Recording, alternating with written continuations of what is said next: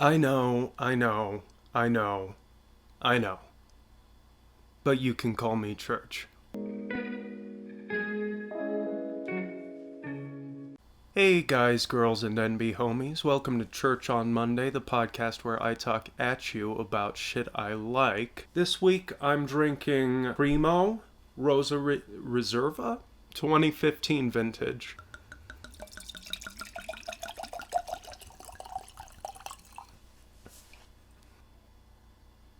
And I'm going to be talking about the classic 1979 film The Deer Hunter, written and directed by Michael Cimino, starring Robert De Niro, Christopher Walken, John Savage, and Meryl Streep.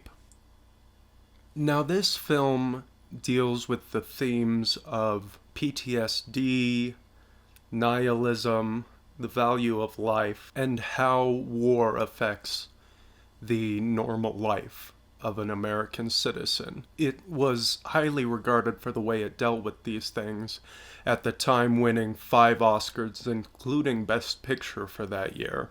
But this film is also really fucking gay, and it's weird that nobody talks about it.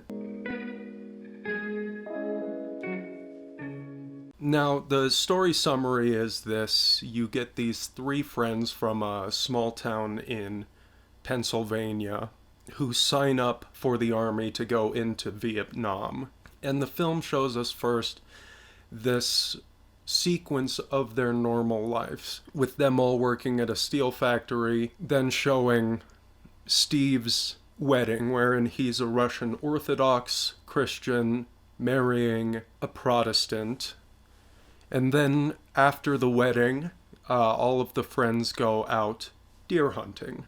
Then our 3 main characters, Mike, Nick, and Steve, are suddenly in Vietnam. It's a jarring cut to them just being in Vietnam, and then almost immediately they're taken as POWs in this Viet Cong gambling ring where they are forced to play Russian roulette for the betting of their captors. And eventually, Mike, through his more calm and thoughtful composure, enacts a plan to get them all out. And they do this, but they are all scarred by this event in various ways. The optimistic Nick, who really believed in the value of life, is turned into a nihilist whose brain damage kind of prevents him from having a total grasp on his own history and his life. Steve is completely missing. We eventually find out that he is a double amputee and is living in a veterans nursing home as such, and he doesn't even want to reintegrate into normal life. But Mike, the one whose motto during the hunting trip was one shot, is completely turned around by the event, finally grasping the value of life, and he's not even able to shoot the deer on the hunting trip when he gets back from Vietnam. So it's really good at exploring these characters and the consequences within themselves and within their lives for the trauma that they have endured in war. Now, why do I say it's very gay? I haven't read any articles calling this a love story, and I think it's very interesting because it's very obviously a forbidden, tragic love story between Mike and Nick. In the beginning, during the wedding scene, you hear the song being performed, Can't Take My Eyes Off of You. And during this, we see a shot of Mike staring at Nick.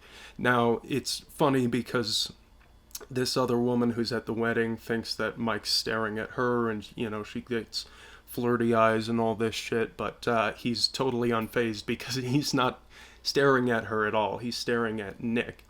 And later, at the very end of the movie, they do play this off as a platonic love, where Mike's last words to Nick are, I love you, while he's begging for him to remember his past and come home with Mike. But the fact is, and they actually do set up this forbidden love style within that wedding scene, because it's shown that Nick is with Meryl Streep's character, Linda,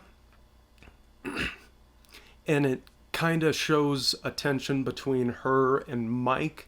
Like, Mike is interested in being with her. But to me, it feels like the forbidden romance is much more between Mike and Nick.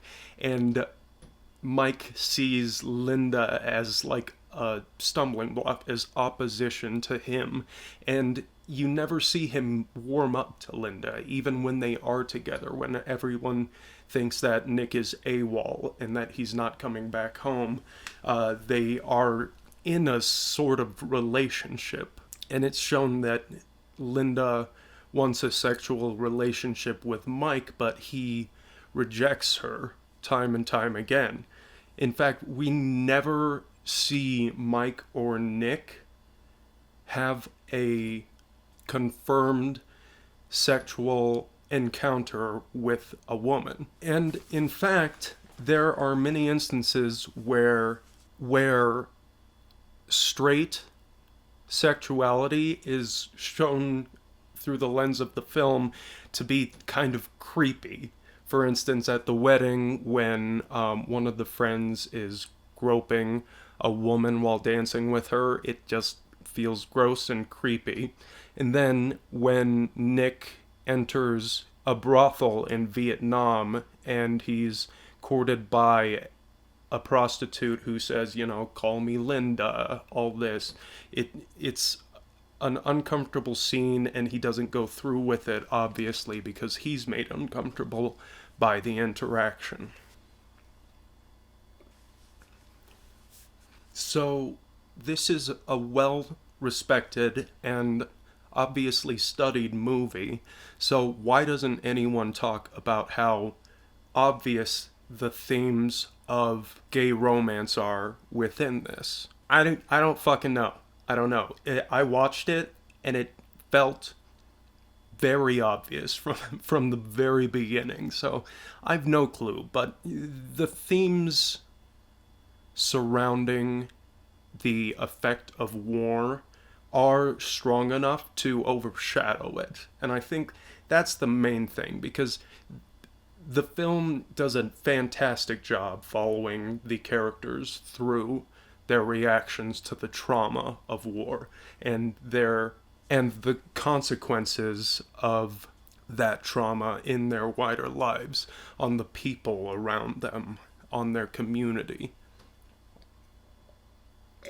And in fact, it ends with this unsettling scene where they're all in the diner mourning the death of Nick, and they all sing God Bless America in just this mournful fucking episode. And then they raise a toast to Nick,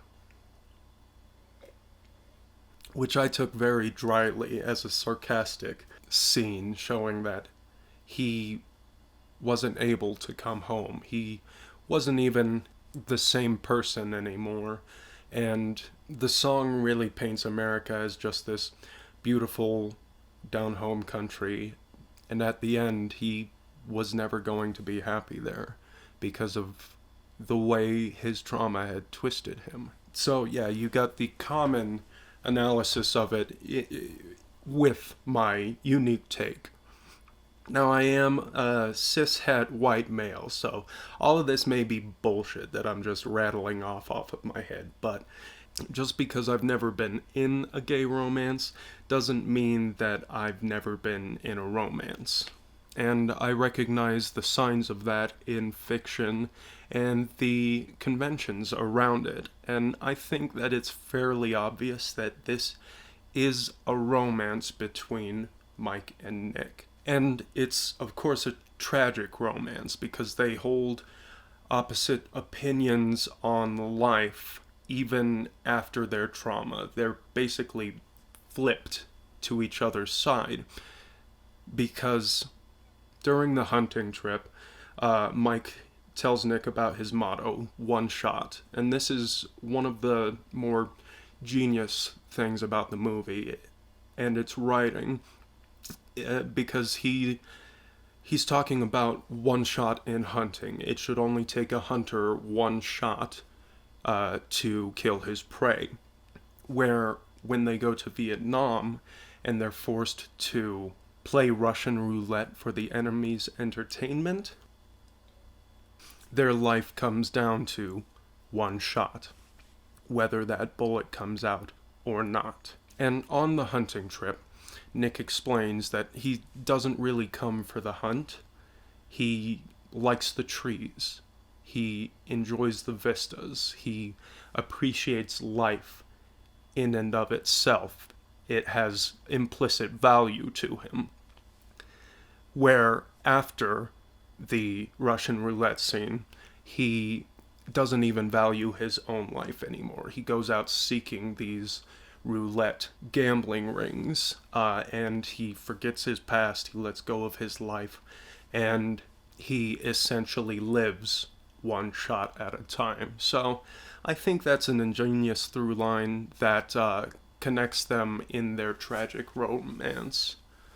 And I think it's a great fucking movie. You should watch it. It's a classic, obviously.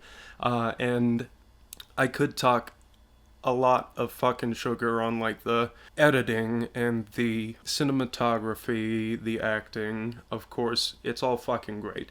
Just go watch this if it's been on your list at all, or if you're just hearing about this now. I do really recommend it. So, anyways, I know it's been a long fucking time since I've done one of these. It's been a rough month, but I'm getting through it, you know. I'm still consuming a shitload of media and putting these out. So thank you everyone who stuck around. Thank you to anyone who's new here. Welcome to my channel. Please hit that subscribe button and the bell for notifications. Otherwise, I'll try to see you guys next week. I have a bit more free time on my hands now, so it might be something I can pull off. As always, love you. Bye.